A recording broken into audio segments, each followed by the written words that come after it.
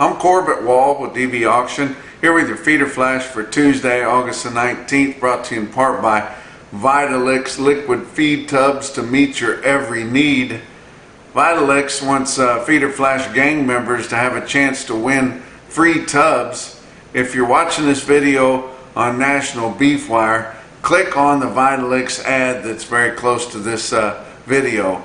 If you're watching it on YouTube, go down into the descriptions and click on VITALIX for more information on how you can win free feed tubs from VITALIX. Get the blue tub, your cows will love you. For more information, go to vitalix.com.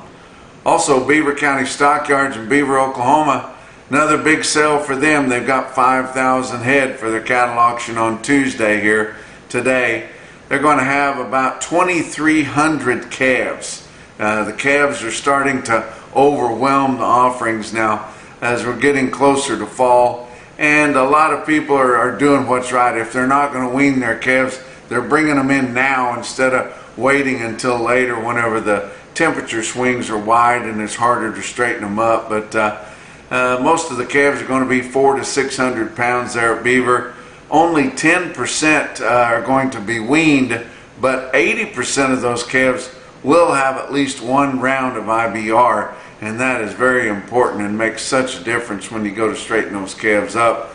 They've got four strings of calves that are 80 to 100 head in size, and numerous strings of calves from 50 to 80 head. So you can buy a lot of single source type calves out of there if you're interested in doing that. They're going to have about 700 yearling feeders on hand.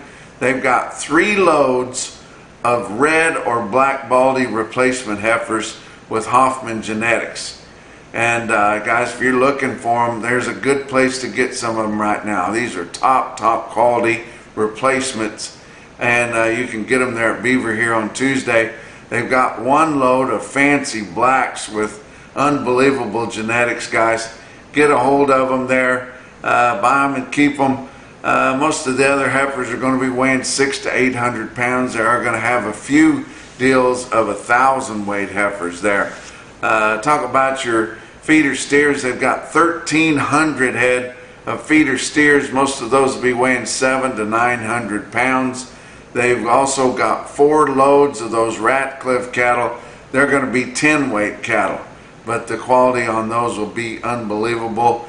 Most of them have a northern origin and sure be good enough to go anywhere. And then they're going to have a few deals of grazing yearling steers there if you're interested in that. Now the cow sale, and keep in mind on September the 1st, Beaver is going to split and have the cow sale on Monday and the feeder sale on Tuesday. That's different than last year. They had the cow sale on Wednesday, but starting September the 1st, they're going to be having their cow sale on Monday at 10 o'clock in the morning, and they're going to be having their feeder sales on Tuesday just like regular. But this Tuesday here today, they've got 500 to 600 head of cows. I mean, they get a lot of cows there. They're going to have one package of 14 head of 4 to 6 year old P3 cows, if that's something like you're looking for. Just a nice little patch of heavy bred cows if you're looking for those. The rest of them are just going to be kind of older and running age pairs, cows that were pairs that had calves pulled off, and some bred cows there. They do have 1 pot load of fed cows. That's not something that you see typically in the Southern Plains or in the Oklahoma Panhandle. That's more of a Northern Plains thing. But they've got 1 load of big fed cows. They're going to weigh about 1,600 pounds. So everybody's looking for stuff like that. Check them out at DVAuction.com. You can view and bid. If you're interested in bidding and you haven't been approved before, call them in the office. Jerry wants to talk to you before she approves. You can't just ask. So call them in the office there and they will approve you where you can bid on that sale. Higher every week, and that's the story. I mean, these cattle have just been higher, basically sharply higher for the last 2 years. We were talking about that with some speaking engagements that I did out here in Mississippi on Monday, and we're talking about it. These cattle have been higher for the last 5 years, but especially the last 2 years, and really the last full year here. But in just the last few weeks, it's just been straight up. Every week they're higher, and not just a little higher, dollars and dollars higher. Especially these feeder cattle and calves. I mean, it's just unbelievable what they're bringing, and they just keep bringing it. And every time we reach a new level, everybody wants to know if it's over. I can't tell you whether it's over or if it's just getting going good. And an argument can be made for either. I realize there's a lot of air underneath us, and the air's getting thin up where we're at, but that doesn't mean that we're done. I mean, we are so short of every class of cattle that it makes sense fundamentally to keep getting higher. Now, I assume we're going to come back in here and people are going to throw up more bogus claims of screw worms and things like that to try to shake the market up, and your board will be very volatile like it always is. But I don't think there's any real reason why this thing should back off anytime soon. We didn't trade any cattle in the Texas Panhandle feedlot area last week. They finally reported a few late Friday, supposedly 250 head at 235, but you talked to everybody and nobody knew which ones they were, and couldn't find them. But are they going to establish the Texas trade on 250 head? And up in Kansas, they sold some cattle on Saturday at 236, which would be a little bit better. But likely in Texas, if you're going off the Texas weighted average, you're going to have to go to the previous week to find an established market, and it was 235, so it would be about the same difference. But you know, I keep telling you guys, and I've been telling you for years, eventually we're going to run out of trade in the Southern Plains, and Texas will be the first one to quit doing it. Now, there were some feed yards that were trying to get more money, and your packers didn't want to give in, so they just didn't get any cattle bought. That's how it's going to start, to not have any trade in Texas. But you know, I remember 30 years ago when I started working for USDA, we had 4 pages of feed yards in Texas Panhandle. We called them all every week and tried to find when the market was starting. This is before mandatory price reporting started. We talked to the people and talked to the feedlot managers, and we'd search for the trade all the time, trying to find it. And then as soon as we found the first feedlot that sold, then CattleFax would estimate that there were 10,000 head sold. And the next time we'd come out with a few more sales, they'd estimate 25,000, and it kind of went like that. But we worked to find those cattle, and we sold 100,000 head roughly in the Texas Panhandle, negotiated cash every single week. Now this was in the late 90s, and it has dwindled and dwindled and dwindled till finally we basically didn't have any trade last week in Texas, and I think it's a shame. Box beef cutout values, we hit the $4 mark on Friday, and we're just taking off from there. Monday's afternoon trade on your box beef choice was 404 1/4. It didn't gain just a little bit, it gained a bunch, guys.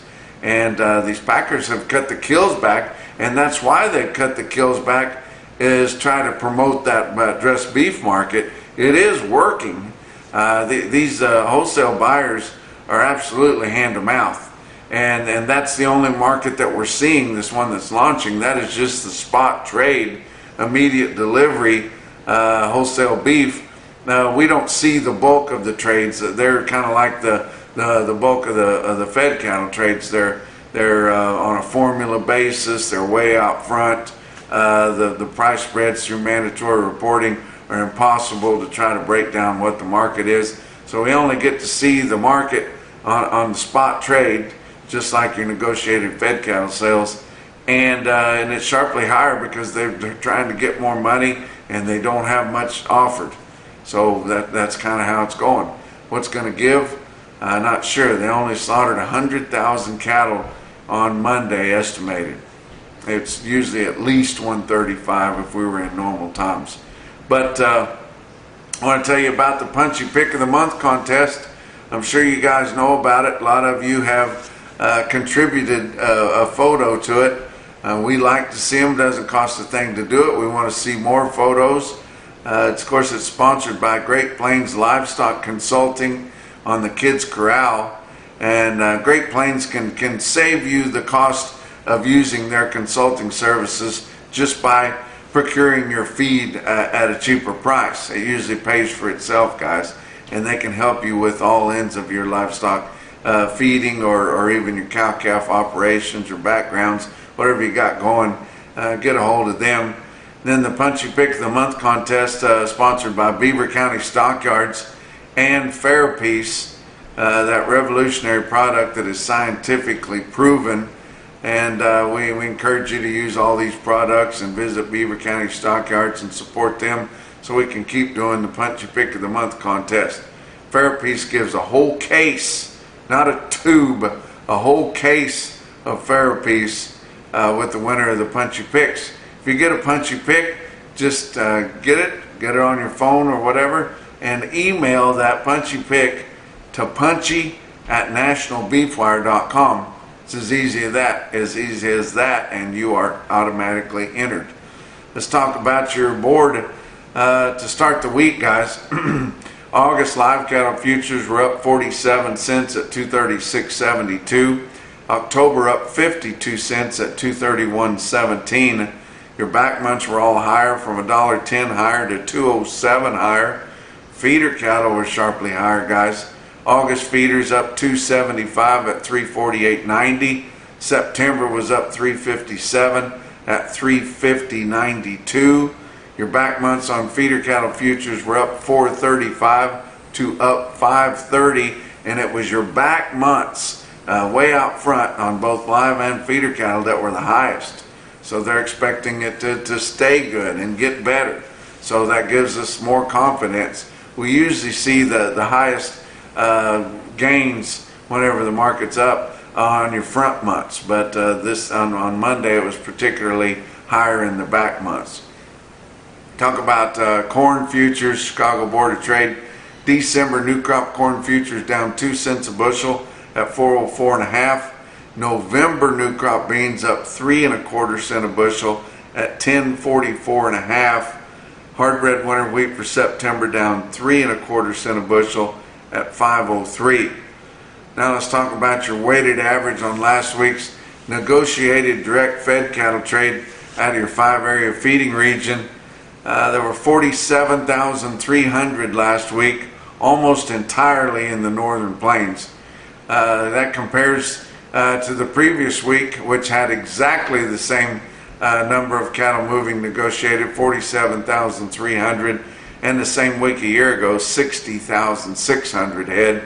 Last week in your feedlots in the 5-area negotiated, your fat steers and heifers sold from 230 to 246.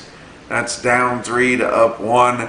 But it's unbelievable that the weighted average on live steers this past week was exactly the same as the previous week. Never see that. Exactly steady at 242.01 weighted average on your live steers. Dress sales 376 to 390. That's $2 to $5 higher. That 390 was kind of a stick out deal. There were only 120 head that sold at 390. Your practical top was 385, but your weighted average on dress steers was 382.78, which was $1.53 higher than the previous week. So it was pretty good, guys. Nationwide, I should give you what the bulk of the trade was. Your Kansas sold unevenly steady at 235. They had sales ranging from 230 to 237. Iowa sold steady from 243 to 245, and dress sales steady to 2 higher from 380 to 385. Nebraska was steady from 240 to 245, and dress sales unevenly steady from 380 to 385. And not enough trade in Texas to establish the market, and no test there. But nationwide negotiated was 59,000 compared to 55,800 the previous week. and 73,200 the same week a year ago. Of that 59,000 last week, 37.5% of them, or 22,200 of those, were for the 2 to 4 week delivery. So maybe they were forcing the feedlots to hold them for 2 to 4 weeks there before they take them. They would like to get some cattle out ahead and stop being so close to the knife. Negotiated grid sales totaled 39,500 last week. Forward contracts 24,200, and formula sales last week 208,600. Of the 4 out of 5 areas that report, we got the totals from those states. Iowa sold 20,600, Nebraska sold 22,600, Kansas sold 3,800, and Texas 250 head. Wow. Let's talk about box beef cutouts. That's exciting. Choice cuts Monday afternoon, 404.24, up 367 from that big jump on Friday to put them over $4, and now we just blew by it. Selects were 638 higher at 377.14. Your slaughter for Monday estimated at just 100,000 head. I can't remember that on the outside of a holiday. That's 3,000 less than last Monday and 18,000 less than the same Monday a year ago. Talk about what else is going on. Cattlemen's Insurance Agency, that's Brandon Reeves, guys. You know he's with Virginia Cattlemen's Association. Does a great job there, and he does a great job with Cattlemen's Insurance Agency, guys. He and the agents that work with him are specializing in LRP and PRF drought insurance. For more information, get a hold of them at insurance@vacattlemans.org. Let's talk about your feeder cattle market, brought to you by Specialty Risk Insurance. They are working to protect your livelihood. Your real-time index based on an 800-pound cash auction steer up through your middle 12 states, and it's up to date and current. Late on Monday, after all your sales have concluded, sitting at 349.43. That is $4.12 higher than the end of last week's real-time index. Wow, this jumped up there. And we didn't have any real stick out big sales on Monday. Actually, Monday was kind of a light day. It was really hot in much of the country, and they didn't have very many big sales. But to jump that much, $4.12.